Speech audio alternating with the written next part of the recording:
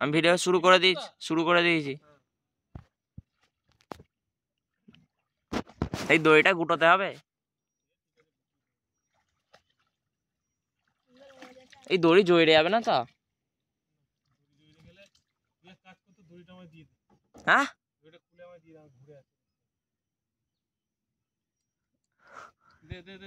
হবে না, তাহলে তোমরা আসতে পারবে না।